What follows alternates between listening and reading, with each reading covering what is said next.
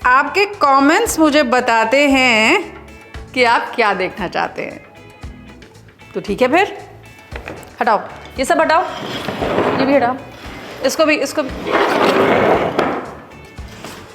भी सब हटाओ।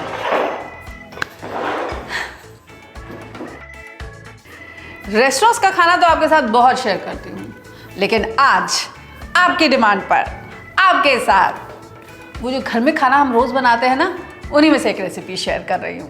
बात तो तब है ना जब रोजमर्रा के खाने में भी वो स्वाद आए। ठीक कह रही हूँ ना? तो चलिए फिर आज एक रोजमर्रा वाली डिश ही बनाते हैं। अब आपने गेस तो कर लिया होगा ना, आज आलू शिमला मिर्च बना रहे हैं, लेकिन आपकी यही रोजमर्रा वाली आलू शिमला मिर्च को आज एक नेक्स्ट लेवल का बनाएंगे।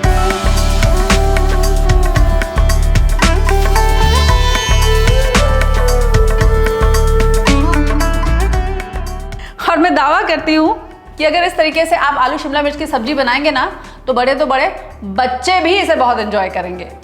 आलू क्रिस्पी रहेंगे, घुलेंगे नहीं, शिमला मिर्च की भी क्रिस्पनेस और फ्लेवर रहेगा बरकरार, और इसी के साथ साथ मेरा एक सिंपल सा मसाला इसको देगा एक लाजवाब सा फ्लेवर।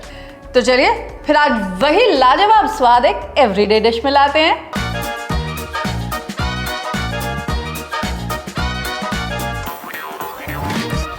तो चलिए फिर शुरुआत करते हैं अपनी एवरीडे वाली डिश को खास बनाने की। और सबसे पहले तो शुरू करते हैं आलू को पील करके। तो ये 3 बड़े आलू मैंने यहाँ पर पील करके रख लिए हैं। अब इनको पीसेस में कट कर लेंगे। आप चाहें तो क्यूब्स में भी कट कर सकते हैं, चाहे तो इन्हें लंबा लंबा भी कट कर सकते हैं, एंटायरली योर चॉइस। लेकिन हाँ, इवन साइजेस में कट कीजिएगा ताकि इनका जो कुकिंग टाइम है ना वो सेम रहे। कोई साइज़ बड़ा कोई साइज़ छोटा हो गया तो क्या होगा, पोटैटोज अलग अलग कुक होंगे। और क्या, अब इन आलूओं को काटने के बाद पानी में सोक करके रखना है, ये तो मुझे आपको बताने की ज़रूरत नहीं है, सभी जानते हैं, है ना।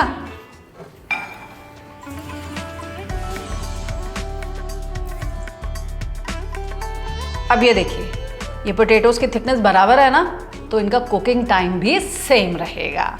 चलो 5 मिनट के लिए इसे मैं पानी में भिगो दूंगी ताकि इसका जितना एक्स्ट्रा स्टार्च है ना वो निकल जाए, और तब तक शिमला मिर्च को भी हम सेम साइज के पीसेस में कट कर लेते हैं। तो शिमला मिर्च को भी मैंने ट्रायंगल्स में कट करके रख लिया है, और अब अनियंस को फाइन चॉप कर लेंगे। अनियंस को मैं फाइन चॉप कर लूंगी ताकि ये मसाले में अच्छे से घुल मिल जाएं। चलो जी, ये भी हो गया। अब क्या करेंगे, अब पहले तो प्याज हटा लिया जाए। अब ये जो आलू मैंने पानी में सोक करके रखा हुआ था ना, इसे ड्रेन कर देंगे और पहले इसे कुक करना शुरू करेंगे। अब एक पैन में लेंगे 1 टेबलस्पून ऑयल।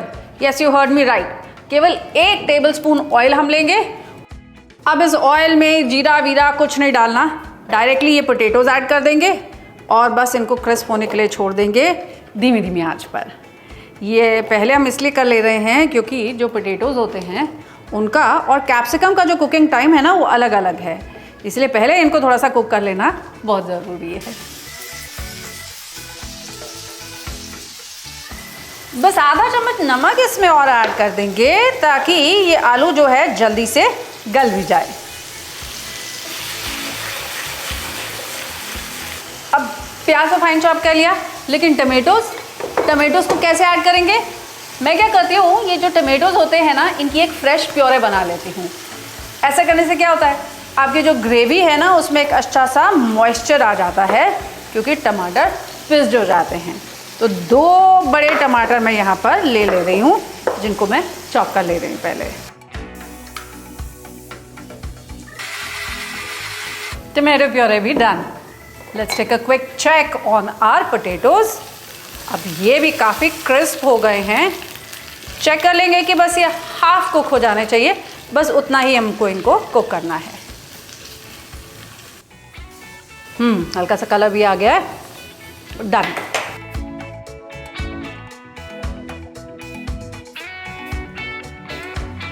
अब इसी पैन में जो थोड़ा सा ऑयल बचा है ना, उसमें ये शिमला मिर्च को भी हल्का सा सौते करके मैं रिमूव कर लूंगी। और इसी के साथ साथ एक प्याज को भी ना बस 5-6 टुकड़े कुछ बड़े पीसेस में कट करके वो भी शिमला मिर्च के साथ टॉस कर लूंगी।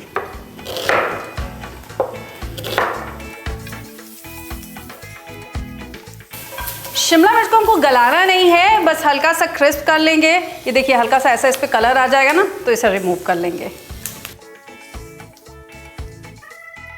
अब फिर से एक बार लेते हैं 1 टेबलस्पून ऑयल, और तेल जब हो जाएगा गरम तो इसमें ऐड करेंगे आधा छोटा चम्मच जीरा, और उसके बाद वो बारीक कटा हुआ प्याज भी।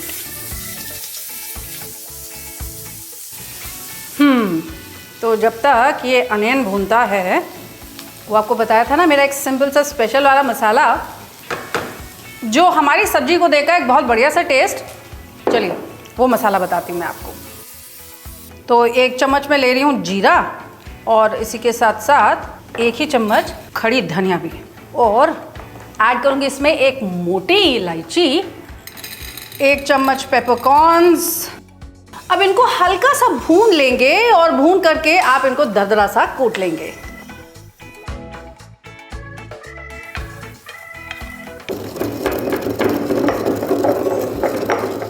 तो ये वो जो सिंपल सा आपको मैंने बताया था ना मसाला, वो भी रेडी हो गया। अब एक और चीज़ मुझे कूट लेनी है, और वो क्या जानते हैं? वो है आधा इंच अदरक का टुकड़ा, और इसके साथ साथ 2 हरी मिर्च भी। तब तक ये देखिए अनियन भी अच्छे से गोल्डन हो चुका है। अब इसमें हम अपने सूखे मसाले ऐड कर देते हैं, और फिर उसी के साथ साथ ये जो टोमेटो प्यूरी बना के रखी है वो भी।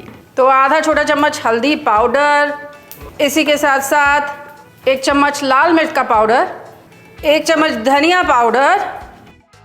इनको कीजिए मिक्स, सिर्फ 15 सेकंड के लिए इनको भून लीजिए, और तब ऐड कर देंगे हम इसके ऊपर ये टोमेटो प्यूरी जो हमने फ्रेश बना के रखी है। अब ये कोटा हुआ मिर्च और अदरक भी इसमें ऐड कर देंगे। जब चाहे तो इसे पीस भी सकते हैं मिक्सी में, लेकिन इतनी सी क्वांटिटी, एक तो पहली बात मिक्सी में अच्छे से पिसेगी नहीं, और फिर ये जो कुटे हुए अदरक और मिर्च का टेस्ट है ना, वो पिसे हुए में बिल्कुल नहीं आएगा। बस थोड़ा सा इसमें पानी लेकर ना इसे वॉश करके इसको भी इसमें मिला देते हैं।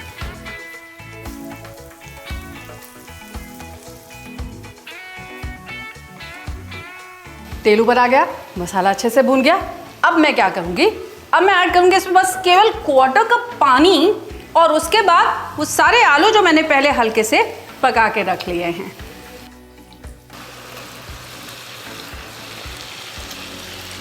आलू को भी इस मसाले के साथ थोड़ा सा पहले हम पका लेंगे, और उसके बाद ऐड करेंगे उसमें वो शिमला मिर्च और प्याज जो हमने हल्का सा सौते करके रखा हुआ है। अब आलू क्योंकि ऑलरेडी 75% गल चुका है ना, तो हमें इसमें ज़्यादा नहीं गलाना पड़ेगा, बस इतना कि ये मसाले के साथ थोड़ा सा लुटपुटा हो जाए। ऐड कर दूंगी मैं इसमें ये शिमला मिर्च और प्याज। अब इस पर ये जो मसाला हमने बनाया ना, अबाउट 1 टीस्पून ऑफ दिस मसाला इस पर स्प्रिंकल कर देंगे, और इसके बाद इसे कवर करके मैं कुक कर लूँगी 3 से 4 मिनट के लिए, ताकि ये मसाला और वेजिटेबल्स जो है आपस में अच्छे से मिक्स हो जाएं। अब ये जो फ्रेश मसाला मैंने इसमें कूट के डाला है ना, ये देगा इसको एक बहुत ही बढ़िया सा अर्थी सा फ्लेवर, कुछ जैसे वो कढ़ाई मसाला होता है ना, कुछ वैसे ही। तो यानी कि काफ़ी डिलिशियस होने वाली है हमारी रोज़मर्रा की सब्जी भी।